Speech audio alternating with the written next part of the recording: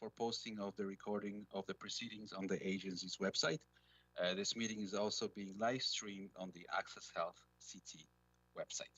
Thank you. Thank you. Okay. Well, welcome everybody. I'd like to call to order the Access Health CT Benefits and Qualifications Advisory Committee meeting. This is Grant Ritter, the chair. I'd like to remind everybody, please introduce yourself when the first time you speak so that we can recognize your voice and know afterwards who's speaking. With that, I'd like to take the roll call. Grant Ritter. Yes, here. Sean King. I'm here. Mark Schaefer. Thank you. Mark Schaefer. Here. Matthew Brackman.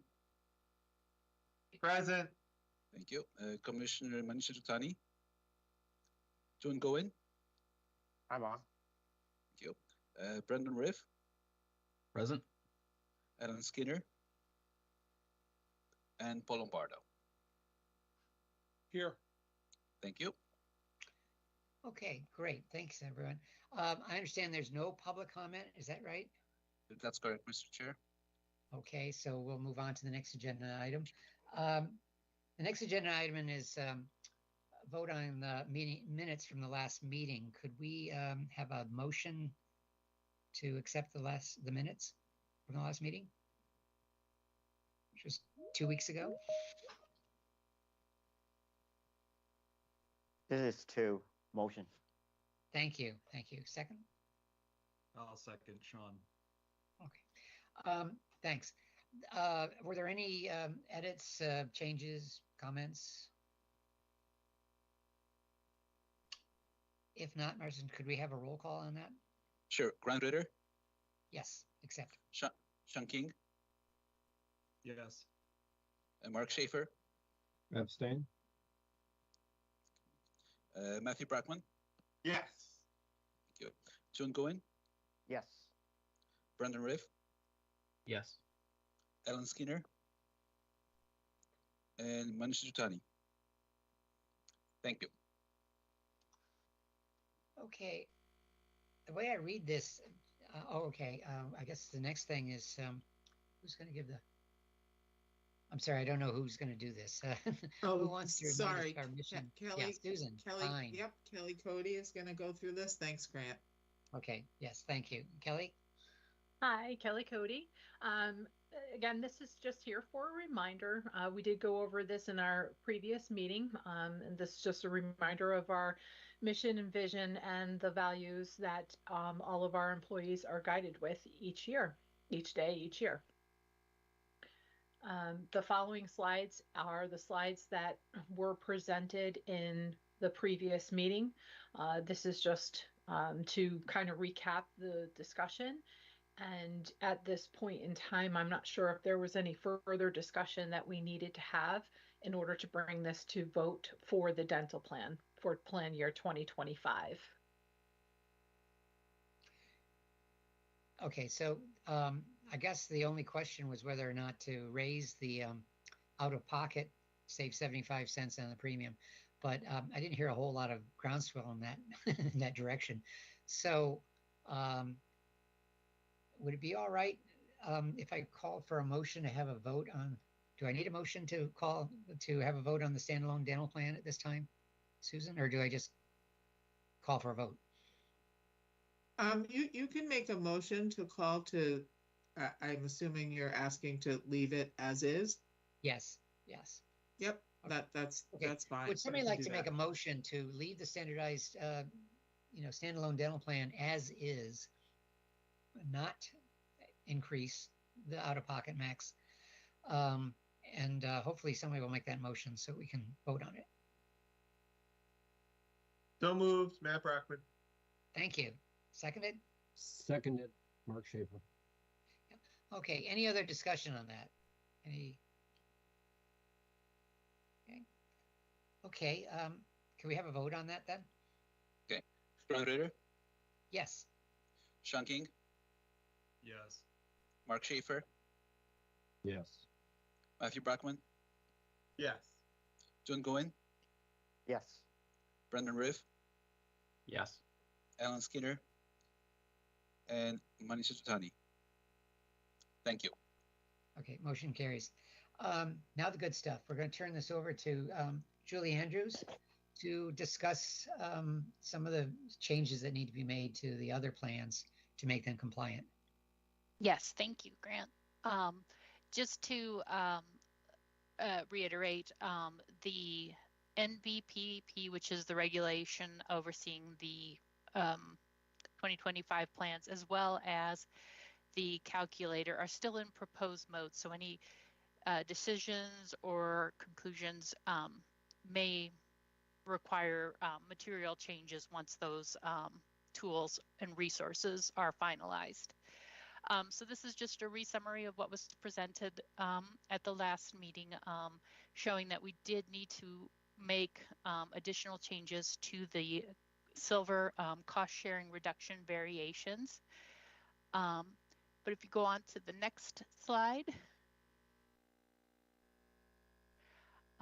So one of the things that we wanted to do is that because of the changes in the underlying data and the trends, there was some additional room created within the AV de minimis ranges for the gold and bronze plans. And so we wanted to see if there was a way to reduce cost sharing for enrollees, to bring the plan designs up to the kind of the top of the AV range as we have done so in the past or kept it. And so we looked at different things like reducing the deductible, having the lab services not be subject to the deductible, reducing the primary copay, and changing and moving some things from coinsurance to copay, as well as looking at the maximum out of pockets and the deductibles. So if we go on, we can look at what we proposed for the gold plan on the next slide. So the current plan is the second column. And just to recall, there was a question about where we were in 2023. In 2023, the maximum out of pocket was $6,000, and we had to move it up to $7,375. So that was sort of the genesis of some of the changes that have occurred with the plan. So the one thing that we did was ask the plans to test having the laboratory services no longer be subject to the deductible, and that would align with the other plans, such as the silver plan. It seemed like there was still some additional room, and so we asked to look at what would happen if they reduced the deductible by $100 to $1,200. And so those two changes were also still within the de minimis range. And so right now we're sitting at a range of 80.3% to 81.2% with those additional changes.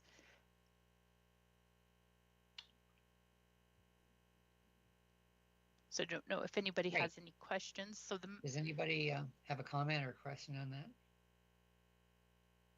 Susan, should we take a vote after each one of the plans or wait till the end? I think we have it set up to wait to the end, to have Julie go through all of them. And then we've got the proposed votes in there if that is what the committee decides to do. Okay. So Okay. this is Mark, and it always helps me to get a bit of a refresh since our meetings are quite a bit of time between, and I was unable to attend the last meeting or two. Can you, I assume that when you're looking at options to adjust to get within the AV range, and it requires a reduction in out-of-pocket, that you look at the areas that might be most cost sensitive, where patients may be experiencing barriers as a result of those costs. So is that the thinking behind lab and the medical deductible? yes. I mean, individuals,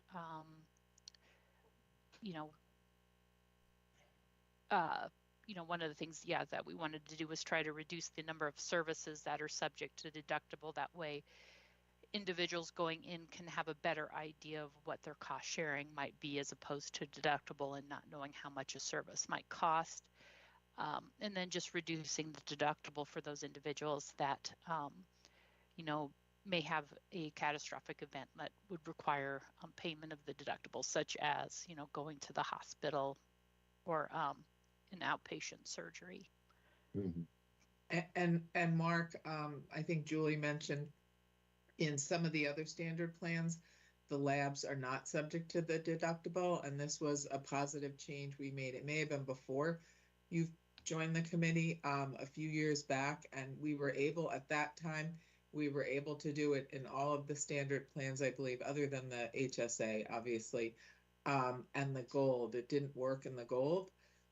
So when we realized we had a little room this time, I think we thought that was something, you know, that would be a really positive change for consumers to have it just, you know, have that low copay and not be subject to the deductible if possible. So we wanted to make the change on the gold plan as well. I think we have it on the silver and the bronze non-HSA. Thanks. Both answers are illuminating, so I appreciate that, and I support the changes. Do you need a motion? Or no, we're gonna wait till the end, is that it? Yeah, we'll wait till the end. Okay. Yeah. Now I know, you know, the maximum range is at 82%, and we're at 81.2%. So, you know, one of the challenges is that each of the issuers that participate on the exchange have their own methodology as well as Wakely. So, you know, that's why we weren't able to dial in as closely to the 82 mark. I just wanted to add that information. And just to remind everyone, when the testing is being done by the carriers and Wakely, it's testing AV as well as mental health parity. So sometimes having to make everything be compliant, that's sometimes parity can be where the challenge shows up, but just to keep that in mind that they have to work within both of those to get to the right range.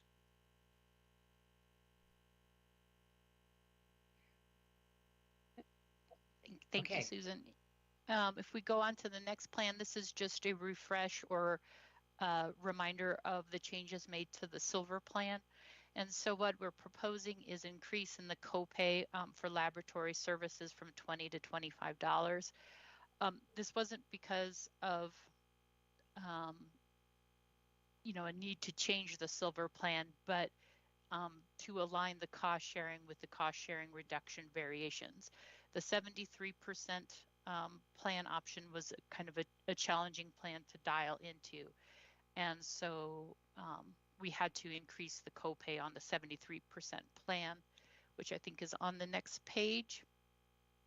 And so as a result, we also had to increase the 70% plan. And that was just because of a significant reduction in the maximum out-of-pocket proposed for the 2025 year.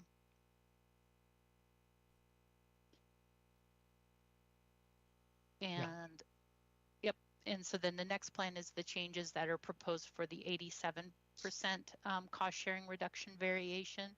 So we were able to reduce the medical deductible as well as the out-of-pocket on this variation. And then on the 94% plan, we had to actually increase slightly the deductible or the maximum out-of-pocket by $100.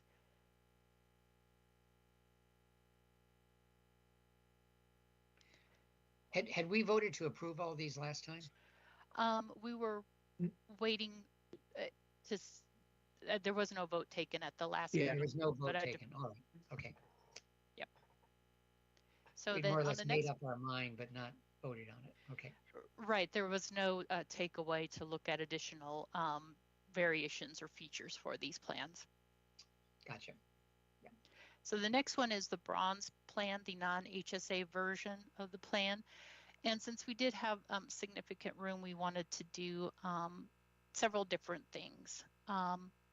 So one of the things that I did in option 1 is to reduce the primary care copay visit from $50 to $40, as well as convert the preferred brand copay from a coinsurance to a copay and make it not subject to deductible, as well as reduce the generic copay from $20 to $15. So those are all things that, benefit the consumer in helping them, understand what they will be responsible for with regards to those generic and preferred drugs by not having the deductible apply and not being a co-insurance. And then, improving hopefully access by reducing that primary care copay. As an alternate, we just took a scenario where we reduced the deductible and the out-of-pocket. So that kind of gives you an idea, instead of doing those copay changes, we could go from a $6,550 deductible to $6,400 and then reduce the out-of-pocket, which would, help those individuals who would have, a catastrophic event that would make them have to, comply with the full deductible and then reduce their out-of-pocket. So those are the two scenarios that we did. The maximum range is 65% for the expanded bronze category, and we're at 64.3% with the copay changes in option 1, and then at a maximum of 64.8 with the deductible and maximum out-of-pocket changes under option 2. Just to clarify, the drugs are not subject to the deductible for these?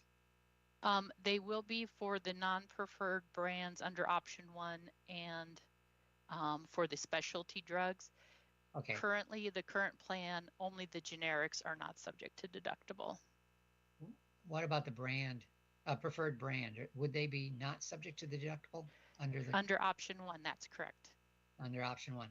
So I think the trade-off here is between helping a broader group of people that might need drugs or primary care versus helping people who have the extraordinary expense by reducing their deductible, their deductible by either $150 or maybe $1,100 for them out of pocket. So it's a sort of a trade-off between a broad-based benefit or improvement or a targeted improvement. So that's the two options basically. The option 1 is broad-based, would help a lot of people, but only a little bit, whereas number 2 would help a smaller percentage. Paul, I think you said that it was only like 10% of the people meet the deductible for the bronze plan, something very small.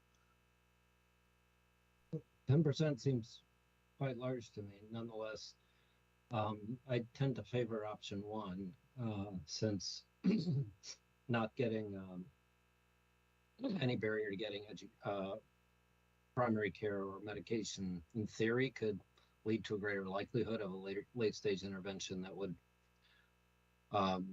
cause a more catastrophic health expense. That's just theoretical, but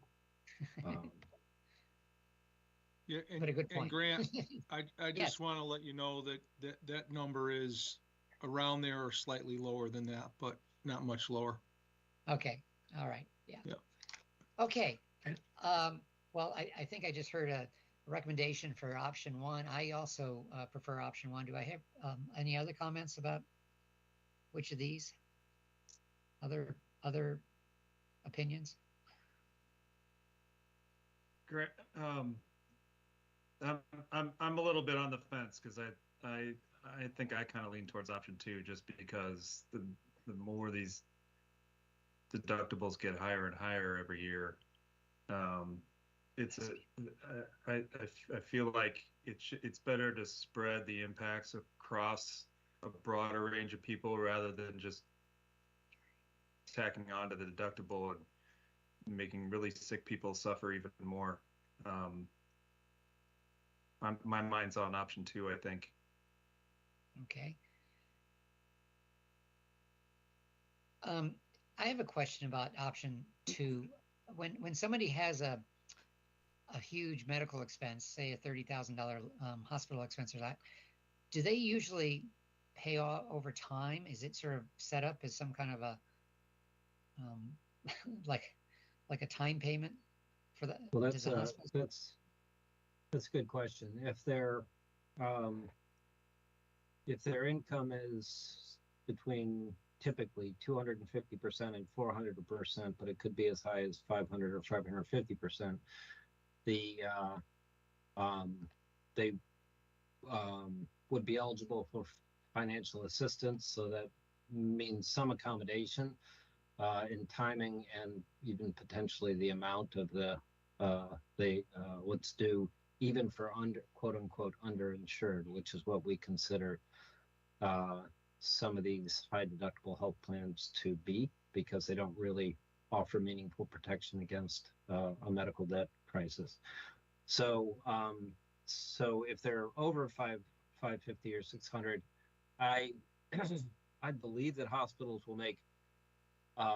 will allow for payment plans, but not necessarily introducing any discounts into that. Discount, yeah. And just Sean, to remind, sorry, Grant. I just to remind that this is the non-HSA plan, even though we're looking at a, not low deductible. This is not a high deductible health plan. Yeah. Well, it is, but it isn't. Yeah. Not a true IRS high deductible health plan. Yeah. Understood. I sort of saw, Sean, I take your point, and I've thought about this a little bit and thought, well, if they had to pay it all at once, I could see where it might be really advantageous to have only 8,000 versus 9,000. But since it's paid over time, I'm afraid it's sort of makes it like either they have to pay it for 6 months longer, or they have to pay $20 more a month for the period of time. And somehow that sort of dilutes the benefit of the out-of-pocket being reduced like this. I know that every bit hurts, but since it's often kind of a time payment, it seems to maybe not hurt as much, if that's fair to say. I understand the point. I may just have a slight disagreement with how much that really matters to people who meet their deductible. Don't have anything. Right. Yeah. Okay. How many voting people do we have, Martian? 4? We do have at this point 1, 2, 3, 4, 6 voting members present today. Okay. Mm-hmm. I think before we decide which option we're going to do, I'd like to have a preference between those two among the 6 voters. Does that make sense? So could we ask each one of the 6 voters to voice whether they like one or two? I think you can just do that, Grant, as part of the discussion. Okay. Well, we've heard from 3, I think, so far. The other 3 people that haven't voiced an opinion yet, could they chime in on whether they like one or two better?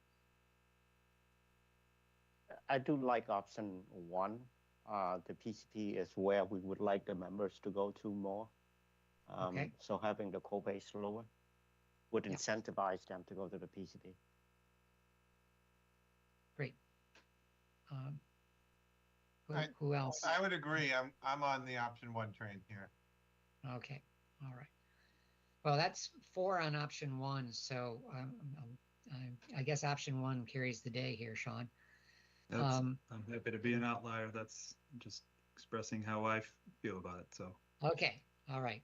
And I can tell you this is a one-year deal. So we might be going back. No time. I do know that somebody voiced, who was it that said they really liked the copay instead of the co-insurance for the drug plan? Was that some group spoke up about the preference for that?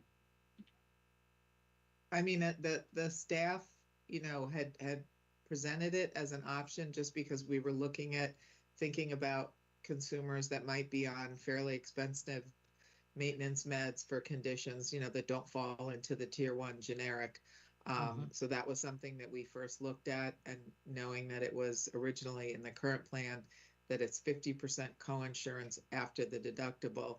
So to change that to a $50 copay and make it before deductible, you know, we thought certainly from a health equity focus with people that, you know, have various conditions with expensive meds, that that would, you know, be an attractive option for the committee.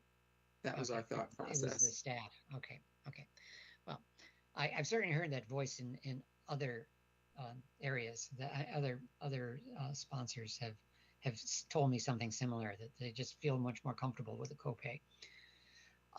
Okay, having decided that option one was the preference of the committee, could we have a motion to adopt option one for the bronze non-HSA plan? So moved. Well, I'm sorry. We're not voting on this yet, right? I'm sorry. Sorry. Yeah, we're just gonna get through. Okay, we'll put this off. We just we wanted to get got through one more. everything. Sorry. Thank you. No, not a problem. Okay, but we know which one we're All right. on.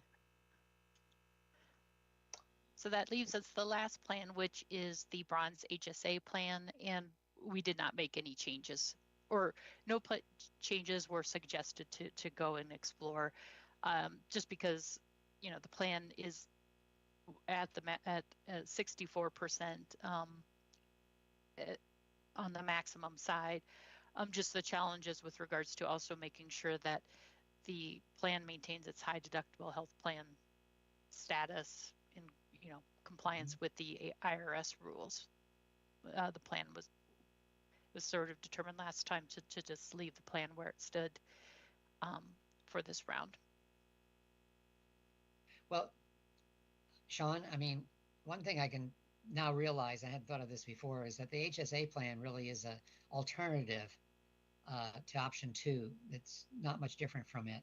So maybe more people that would have liked option two better would sign up for an HSA plan instead.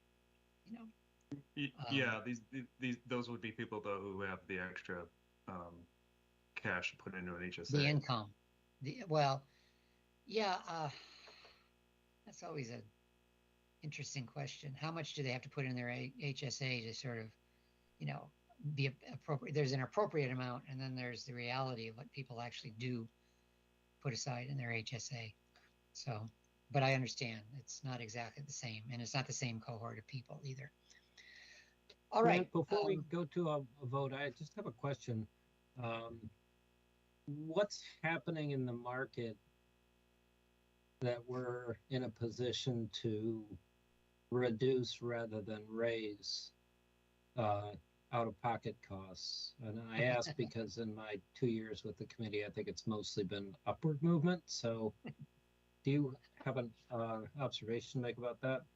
Yes. So one of the big things and the big changes was that the data underlying the calculator that we use, which is based on the mix of services, was updated from a 2018 data source to a 2021 data source that was based on actual 2021 individual and small group market utilization nationally. And so that really changed the shift in the drug utilization, as well as, you know, reset the trends and the utilization point. So that was, you know, every time this data update occurs, it sort of changes the mix and the trajectory of where the planned designs are and where we can make changes. Thank you.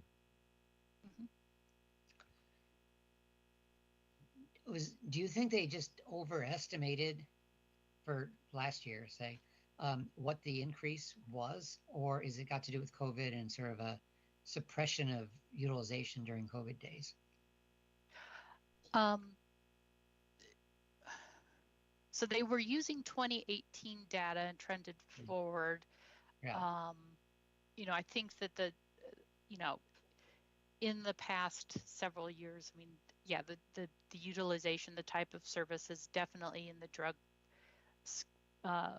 landscape, there's been a shift to some more expensive, higher cost drugs in the specialty market. And then also one of the big things they did was change the mix and the methodology of determining what is a primary care versus specialty physician. And so that was another big significant change in the utilization shift. Okay. But in 22, when they actually looked at real data again, it appeared that they had overshot by a little bit. Well, I'm not aware that the CMS has looked at 2022 data or yet at this point. There's definitely, just industry-wide a narrative that, utilization is increasing significantly in as you go from post-COVID era. So when they do, so when they do refresh the data again using, either 2022 or 23 data, which they usually wait several years to do these refreshes just because of the time and the investment the CMS needs to make. It might be a while before we actually see how that's emerging. So we might get a snapback in the next one, basically. Exactly. Yeah. Okay. Let's go through the different plans that require a vote, starting with the gold plan. Could I hear a motion to accept the gold plan, option So moved. Mark. 2? I think it was it? Yeah, option 2. So moved. Mark Schaefer. Okay, thank you. Thank you. Seconded? Somebody second? Second, Sean. Okay, thank you. All in, Marcin, could we have a roll call on that? Yes, Mr. Chair. Grant Ritter, Yes. Sean King, Yes. Mark Schaefer, Yes. Matthew Brockman, Yes. June Goin, Yes. Brendan Riff, Yes. Alan Skinner, and Manisha Zutani. Thank you. Thank you. Motion accepted. We'll take the option 2 for the gold plan. Next, could we have a vote on option 1 for the silver plan? So moved, Sean. Thanks. Seconded. Mark. Great. Could we have a roll call on that, Marcin? Grant Ritter, Yes. Sean King, Yes. Mark Schaefer, Yes. Matthew Brockman, Yes. June Goin. Yes. Thank you. Brendan Riff, Yes. Alan Skinner, and Manisha Zutani. Thank you.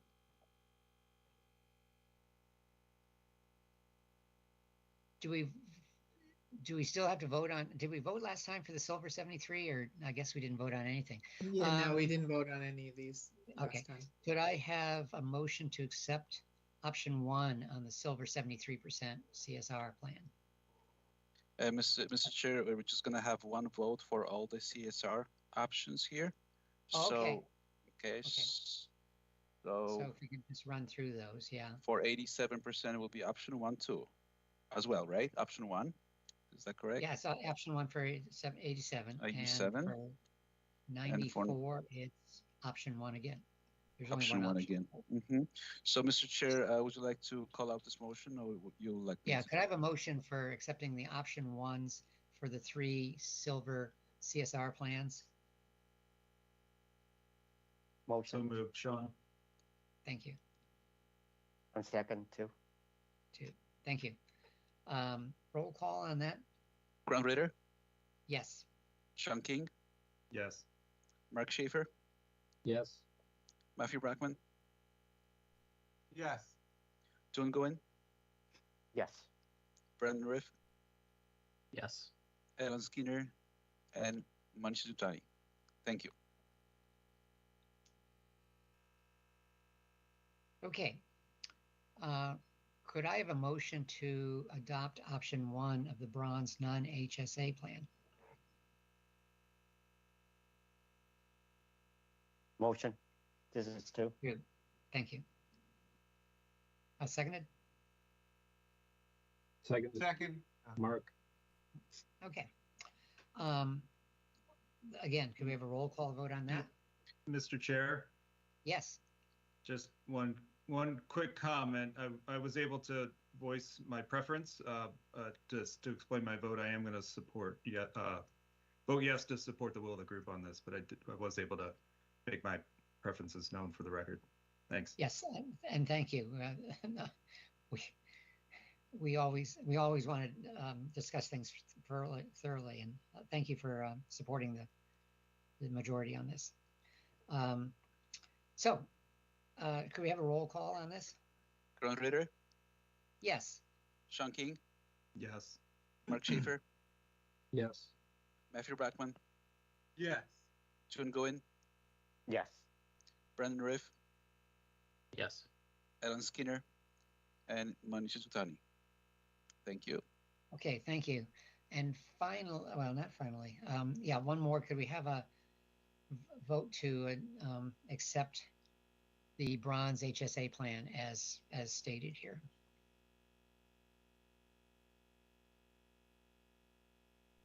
So moved, Sean. Thank you. Second? Second too. Thank you. All right. Can we have a roll call vote on that? Grant Ritter, Yes. Sean King, Yes. Mark Schaefer, Yes. Matthew Brackman, Yes. John Goin, Yes. Brandon Riff, Yes. Alan Skinner, and Manish Tutani. Thank you. Well, yes, a big thank you to all of you for hanging in there and looking at these nitty-gritty details. This is not all that simple to work through, but thank you for paying attention and voicing your opinions on these things. I think we have some benefit plans here for you, Susan, to move forward with. Thank you, Julie, for doing all this background analysis on it. Makes it a lot easier the sixth or seventh time you go through these things. They're a little easier to understand. Yes, and thank you to the plans for the quick turnaround and response for their work. Yes, Okay. I was going to say that. We really appreciate it. And then we have a meeting, I think it's February 20th, our next meeting scheduled, and we thought we'd leave it on the calendar. We are all set with the plans, but usually in February we have someone, Rebecca McClear from Technical Operations and Analytics, would come and do a presentation for the OE report on this past OE that we just finished. And so we thought we would leave that meeting on calendar, and Rebecca can present that to the committee at that time. Great. Thank you. Okay, are there any other items to discuss today? If not, I guess I'll hear a motion for adjournment. So moved. Mark. Thank you. Seconded? Second. Sean. Okay. Marcin, can we have a roll call on that? Yes, Mr. Chair. Grant Ritter, Yes. Sean King, Yes. Mark Schaefer, Yes. Matthew Brackman, Yes. John Goin, Yes. Brandon Riff, Yes. Alan Skinner, and Manish Tutani.